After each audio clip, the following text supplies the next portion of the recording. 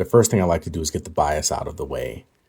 I like to say if you're a conservative or you're a white person and you immediately take Austin's side, you maybe want to check yourself. And on the other end, if you're a person of color or a Democrat, liberal, and you automatically take Karmelo's side, you should also double check that.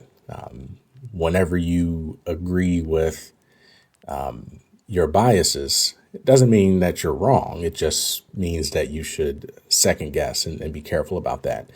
Me, as you may be able to tell from my voice, I'm a black guy, but I'm mixed. I have white people in my family. So if anyone is positioned to be objective on the matter, I would say it's someone like me. I have no animosity towards anyone, regardless of the race, towards black people, towards white people, relatively centrist politically. So I'd like to just kind of talk about this from an unbiased perspective as much as is possible. So long story short, based on what I've heard, there are a variety of what I would call distractions that are circumstances that do not impact legality. For instance, there is a culture that you don't visit another team's tent. Even if that's true, it's not against the law to talk to someone under another team's tent. There's also the question of why he had a knife in his backpack. Why would you bring a knife to a sporting event? Reasonable question, but when it comes to a matter of legality, it's not illegal to have a knife. There's a variety of reasons one could have a knife. Maybe they fish and they needed to cut the line. Maybe they live in a dangerous neighborhood and it's good to have something to protect yourself. So simply having a knife isn't against the law. So those things I think are distractions. Why was he there, etc. Now, in terms of when things become relevant, I'd like to just kind of walk through this from what happened and kind of think about both perspectives here. So Karmelo was inside the tent. He's hanging out, talking to people. I think he knew at least one guy there named Eddie. And again, the team may not have wanted him there, but it's not illegal for him to be there talking to a friend. So he's there and he's asked to leave. Now, depending on how you're asked to leave, and I'm going to try to relate to Karmelo here for a second.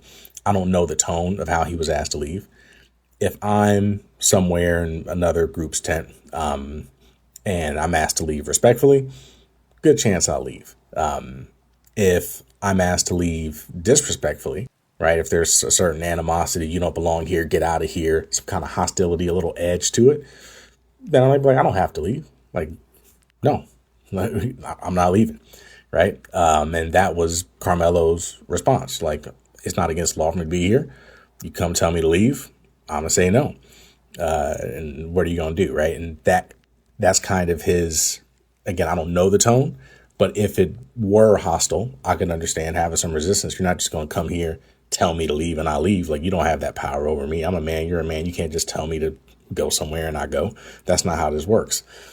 So from Karmelo's perspective, he kind of stands his ground and says, no, I'm not leaving.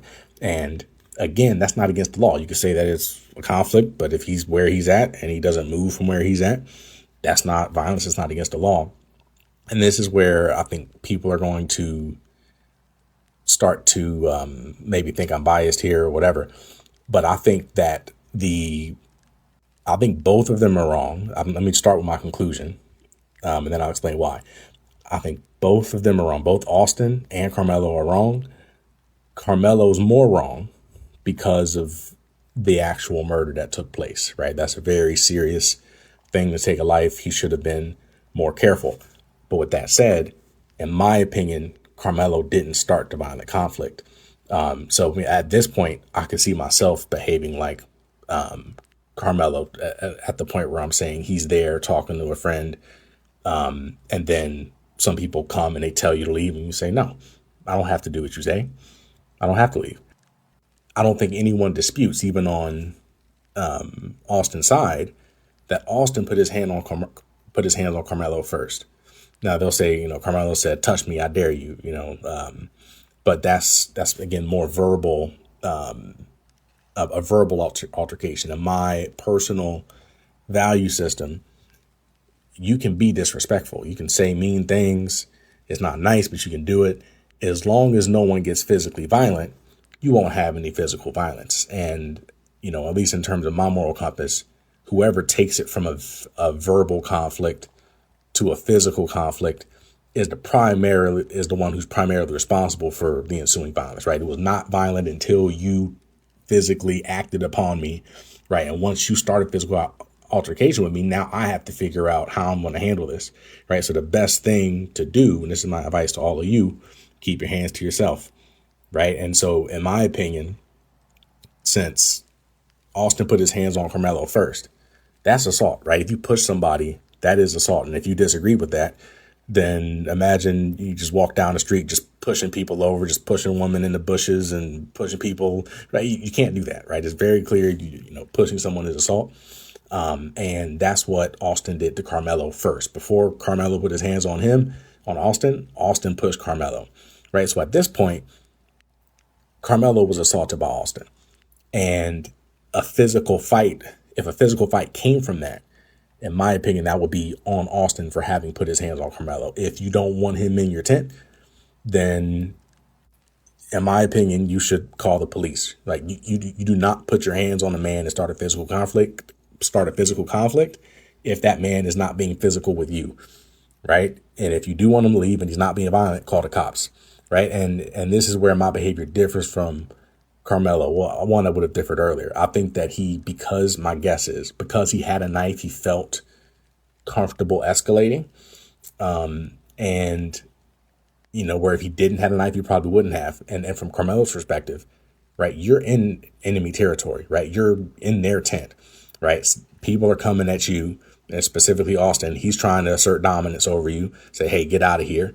And if you do get out of here, right, like that's a hit on your pride, right? Some other man just comes in, tells you what to do, and you do it, right, in a violent way. I can understand not wanting to give into that, right? Like that's why I said if you spoke to me with respect and said, hey, I'd like this is for our tent. We're trying to get things together.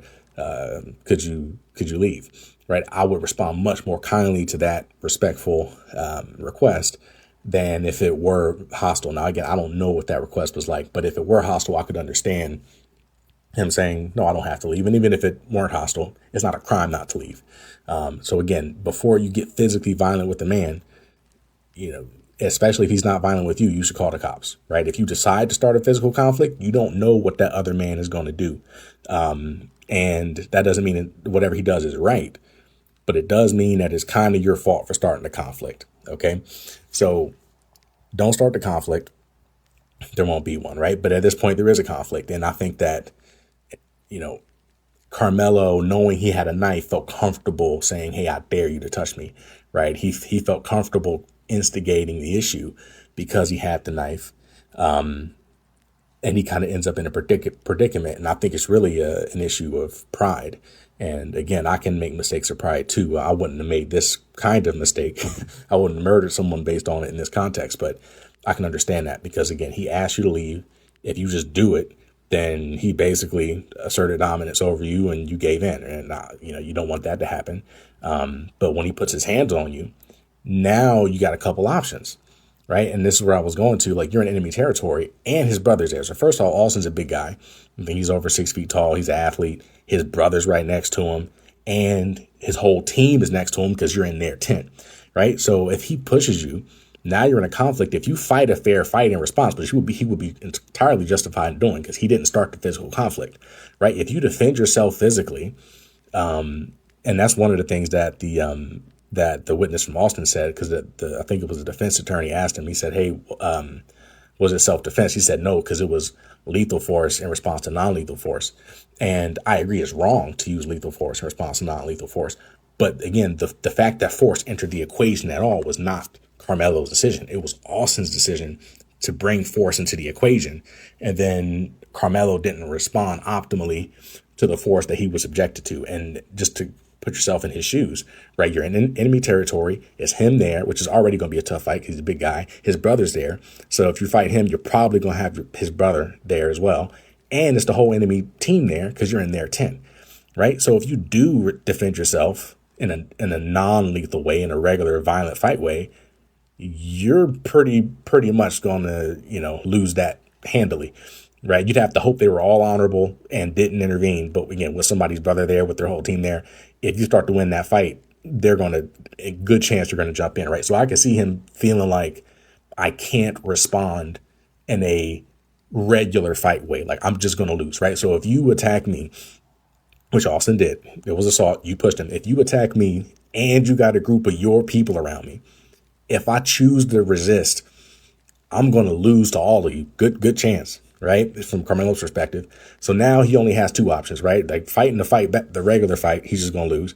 So he can either swallow his pride, get pushed, and go home, which a lot of men are going to struggle to do. I'm telling you, a lot of men will struggle. If a man tries to assert dominance over you, pushes you, and then you just kind of like leave, it feels very bad. Now, that's the right move. That is the correct decision in this context. But that's a hard move to make. The next, again, another hard move to make is to fight knowing that you're incredibly outnumbered, which is very difficult.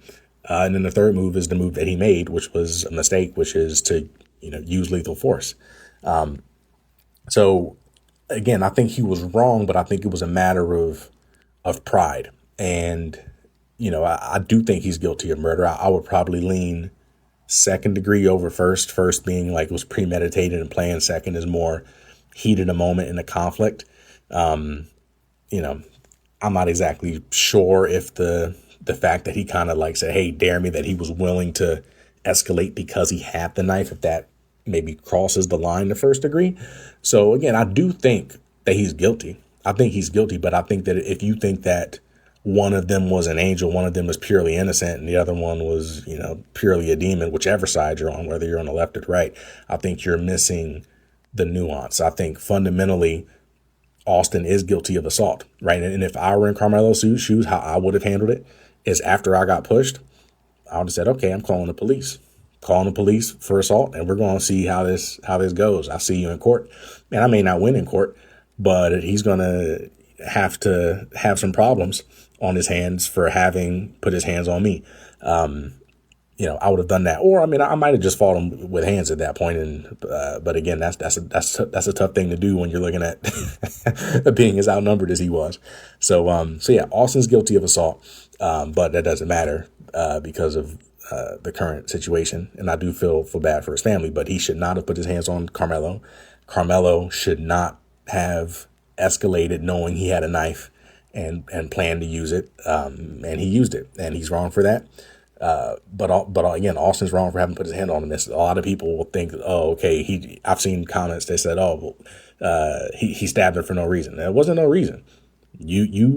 It was assault first. He just didn't respond optimally to having been assaulted, which, in a lot of cases, conservatives would be on a pretty aggressive side, would, stand your ground, certain libertarians would say, don't break the non-aggression principle, the NAP. If you break the non-aggression principle, then what happens after that is kind of on you. And that's kind of my fundamental worldview is, again, do not start violence and there won't be violence, right? This could have been a conversation of words. Again, if you had a problem and you think you need to use force, call the police. But he decided to get physical, and Karmelo responded in an outsized manner. I would think that crosses the border to murder. So I do believe he's guilty. Again, I would probably go second degree, but both sides had problems. It wasn't an innocent person. It was an assault followed by a murder. That's how I would describe it.